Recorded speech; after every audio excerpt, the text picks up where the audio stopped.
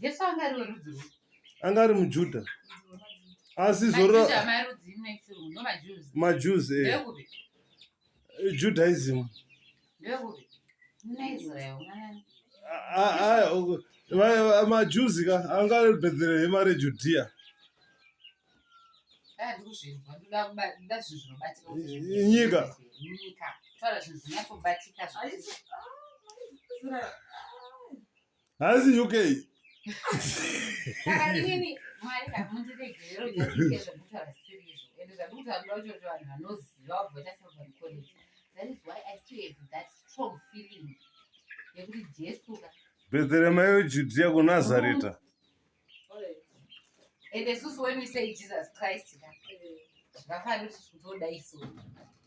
Because isusu zvinobhiliva vanhu yoku, alright, ngatingoti angaro kuSouth Africa padhuze. Zvinobhiliva vanhu kuSouth Africa nesu zvakatosiyana. Tete vhire kana nekubvunze mimi. Zvakatosiyana. Sister. Point mira idoko pe. Aiwa, boss. Ndine shungu nemashoko enyu. Ndokuda ubva ndagadzisa zvandoziva. I believe so much in God. Ndisingamuzive, but I believe so much in God. Kora kaerera pamuchinji kwaye. Christ. Nerakerera pamuchinji kwaye. Ekufira zvezvedu. I think ndotonyatsoda education yachera. Yemwana ari grade R. Sisi tino vanhukadzi hatina zera nawo saka dzimwe nguva kana iye Satana ndombotora futi manotsi kuvanhukadzi.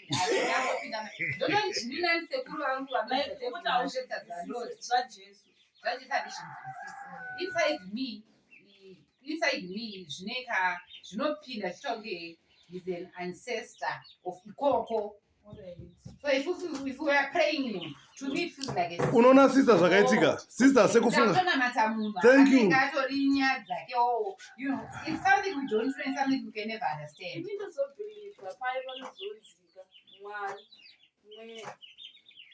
Thank you.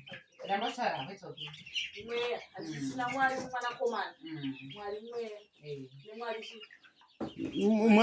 Mwari baba, mwari mwana komana. Hey, kuchecha mende ndabvuma zvangu. Vani vavo vakati in the name of the Father, the Son, and the Holy Spirit. Vakatisa disani vavo. Ndove rudzi rwaJesu. Ndove rudzi rwaJesu. I believe God is there. Where I believe it because sometimes Saka Jesu inyama. Zvakasiyana. But pamwana komana hapo. Sisi pa Genesis 1 verse 1. Mira sisi Genesis 1. How did you believe in flesh, you know?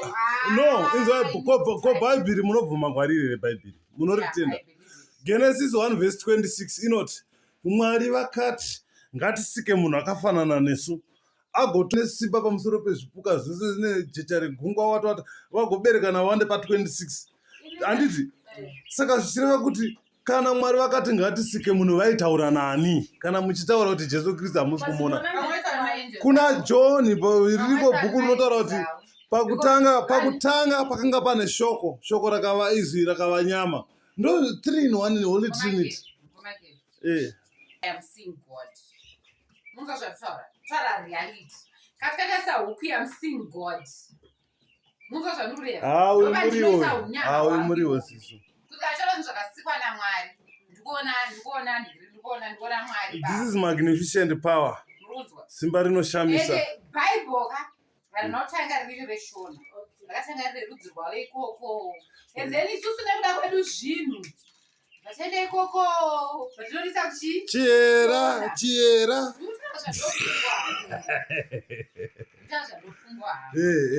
Because kunoku kunonzi kusati kwaita zvechiChristian. Vaingobhiliva kuchivanhu. Vaingobhiliva kuchinyakare. Zvaro chiChristian chakatozoita chekutouya. Chakatozoita chekutozouya. Mambo Jesu ndiye mukuru wechivanhu chacho chakunotaura. Ndiye kutanga nokuguma. Vanhu vasati vaya kuzoti introduce Christianity. Vanhu vaingonamata. Eno vaingozoti Mwari ariko. But vainamata through my ancestors. Ndosaka muchiona nyaya yekuti unenge ina mid person, intermediator. Wokuti tobva tati Mwari baba. Zvafanira Muslim vanosvika wobva wati vanozvakani Muhammad. Inongofirira kuti maybe kuna Mwari kwacho they should be an intermediator. munhu ari pakati pangu naMwari wekuti kana ndida kundisha kuna Mwari ndofanirwa kustepa paiyelo zvidaiso kuna Mwari. I believe kuti Mwari anongondinzwa inini kutongo ko vanenge vati Mwari waAbhurahama waisaka naye akope ndoti Mwari wangu Mwari ndovanhu ndinoona ko Mwari vanoti Mwari waIsraeri, vamwe vakati Mwari waMozisi. ndingatoti Mwari wamukoma akega Mwari watino because it's people I know handiri kungoshanda nezvizvo. Saka waiti dai mambo Jesu akauya vari senge Tino manje zvanhu zviri poposi padhuze. Mumwe akazoti dai Jesu achionekwa ndaizofara naye. Zvanzi naJesu achitaurira Tomasi zvikanzi iwewe uda kutendaona mavanga herewo, ko vai vasina kundoona vachatenda mumweya. Rinobva rati vakakomborerwa vanotenda mumweya vasina kuona mavanga. Aiwa tanga tiri saka Mwari munoziva kuti Mwari anokwanisa kungonoka padho apa wovhura dhoo napane mabheke emari nenyama yeMwari otodza kumona atoenda. Aiwa toda kutaura pamusoro pekutenda varume. Tine inonzi positive faith nenegative faith. Taurai pamusinganzwisise. Pamwe pachoputika amene zvinonzi Old Testament New Testament pane zvinhu zvokuti ukaverenga wonzwisisa then zvozoita ngezvakunoopposa. Taurai sezvipi? Bhaibheri racho chekunzi vanhu kadzi hatina zera nawo. zvizhinji zvacho unozoita kunoopposa. Bozi mirai ndikudze vhesi yenyu. Kunoopposwa iwo inotoopposa zvanzi nyoka chaichai Adhamu yakamutadza ari ega mubindu reEdeni. Yakanopotera kuna Eva. Kana Satani andobvunza matactics.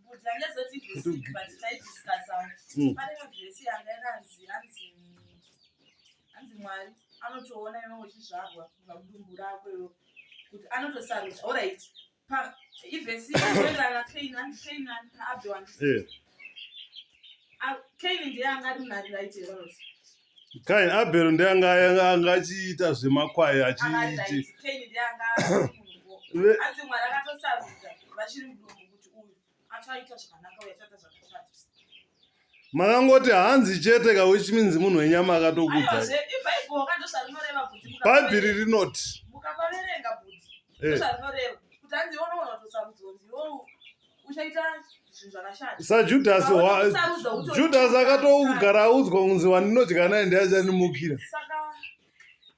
Peter akatonzi katatu changu atondibuka. Saka inini kana atondikondema ndichiri mudumbu papo ndokasinonzwisisa zvangu. Imimi tete Tinoka, imimi makatodiwa zvenyu muchiri mudumbu noti nhasi muri Landroad. Hallelujah. Amen. I receive. Ndinoda kutaura chokwadi tiri kusati kwakadiwa.